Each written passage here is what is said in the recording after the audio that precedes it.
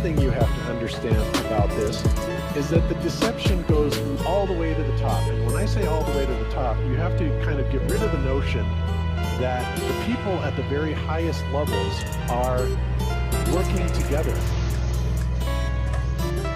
You are now listening to Violent Beats.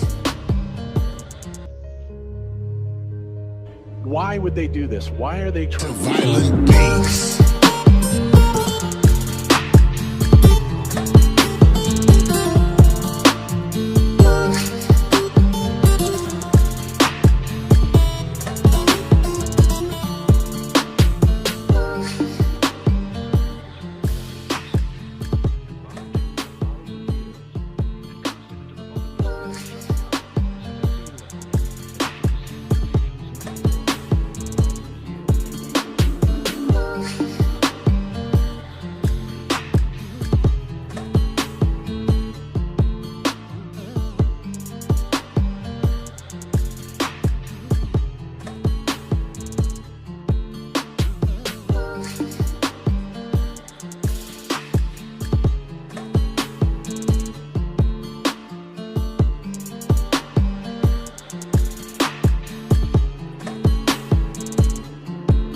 A show of force intended to intimidate Russia's enemies, or at worst, preparation for a war that the Kremlin believes is imminent.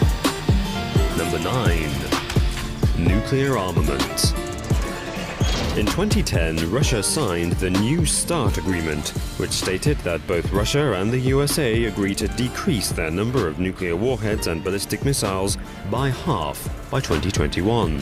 Russia seems to have a fairly loose definition of decrease because recent trends seem to indicate that it's currently ramping up its missile production. Among Russia's recent nuclear developments is a weapon that, according to Moscow, has the capability to destroy a country the size of France in a matter of seconds. This new missile, ominously named Satan II, is rumored to be equipped with stealth technology that will help it dodge enemy radar systems. The Russian Defense Ministry refuses to disclose the number of missiles it has recently produced, but it is estimated that their nuclear arsenal currently stands at 7,300 warheads, compared to America's 6,970. So why would Russia be stepping up its nuclear capabilities if they didn't believe that war could be right around the corner? Number 8. The return of the KGB.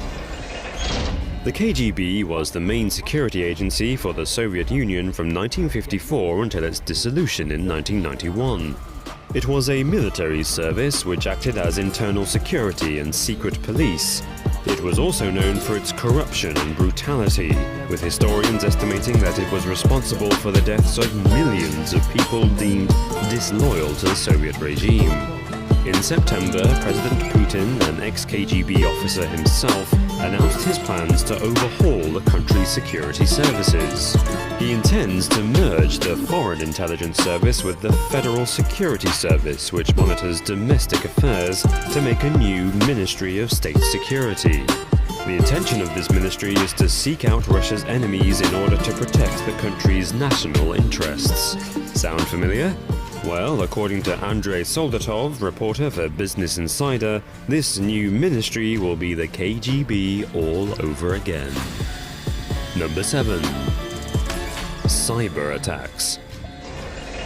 On the 7th of October 2016, the US government formally accused Russia of committing a series of cyber attacks against Democratic Party organizations, ahead of the November 8th presidential election. The hackers stole more than 19,000 emails from Democrat officials. Despite the Kremlin denying responsibility for the attacks, the US government issued a statement saying that we believe, based on the scope and sensitivity of these efforts, that only Russia's senior-most officials could have authorized these activities. American officials believe that these thefts and disclosures are intended to interfere with the US election process, with the Russians trying to weaken their rival superpowers' political stability. Number 6. The National Defense Control Center. In 2016, Russia's defense ministry announced its detailed plan for how the country would function in the time of all-out war.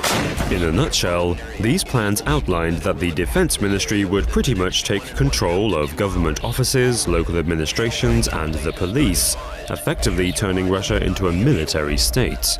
Plans for this wartime government even included the construction of a new wartime government HQ, aka the new National Defense Control Center, in Moscow, claimed by the Russian press to be more powerful than the Pentagon. This highly fortified building includes state-of-the-art war rooms, high-speed supercomputers, underground facilities, and secret transport routes for emergency evacuation. Basically, it's the perfect World War facility.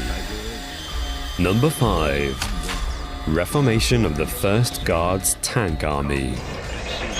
In February 2016, Russia announced its complete reformation of the 1st Guards Tank Army, which was previously a brutal Soviet armored formation that had fought as part of the Red Army during World War II. They had also been a leading force during the 1968 invasion of Czechoslovakia, which killed 108 civilians. The 1st Guards Tank Army had dissolved when the USSR collapsed in 1991, and since then it was deemed unnecessary because there weren't any threats that warranted it. But now, apparently, there are. The reformation of this army certainly does suggest a Russia preparing for war. Number 4. Deploying missiles in Kaliningrad. In October 2016, Russia stationed nuclear-capable missiles in Kaliningrad, a small piece of Russian territory between Poland and Lithuania. This set alarm bells ringing around the world, as it put Russia's weapons easily within striking distance of Western capitals such as Berlin. Lithuanian Foreign Minister Linas Linkevičius argued that the deployment not only increases tensions in the region, but also possibly violates international treaties which limit deployment of ballistic missiles of ranges of over 500 kilometers.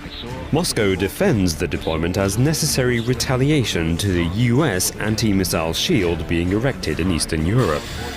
Number 3. Families of Russian officials. In a bizarre move in 2016, the Russian government ordered all state officials and government workers to bring back their children if they're studying abroad and re-enroll them in Russian schools. Official reports state that there will be repercussions for government officials who fail to act upon the command, and they will find their non-compliance to be a complicating factor in the furtherance of their public sector career. The alleged reason behind this move is that it is based on a fear of having the children of the Russian political elite educated by foreign enemies. Number 2. Propaganda. A highly significant way in which Russia is preparing for war is by ensuring that its population is ready for such an event. TV networks often remind people to check where their nearest bomb shelter is. Prominent Russian TV network Zvezda also announced recently that schizophrenics from America are sharpening nuclear weapons for Moscow, obviously trying to cultivate anti-US sentiment among the Russian people. And this is not an isolated case. Yevgeny Kiselyov, host of the weekly news show Itogi and nicknamed Russia's propagandist-in-chief by The Economist, warned his audience that American impudence could take on nuclear dimensions. However, accusations of bias and propaganda spreading occur on both sides of this conflict. Kiselyov refutes the suggestion that he is any different from Western reporters, claiming that the era of neutral journalism is over. Number 1. Underground bunkers. Shocking revelations have been uncovered by US intelligence recently that the Russians have been spending several years and billions of dollars constructing nuclear-proof bunkers. With thousands of bunkers across the country, each designed to house 3,000 people, a large proportion of the Russian population would be able to use these facilities. The inhabitants of the bunkers would be supplied with chemical and radiation-proof suits, gas masks, food, medicine, and bunks to sleep on. Supplies are estimated to last for at least 6 months. That's all from me for now, but if you found this video interesting, make sure you check back here tomorrow when we'll be uploading 10 ways America is preparing for World War III.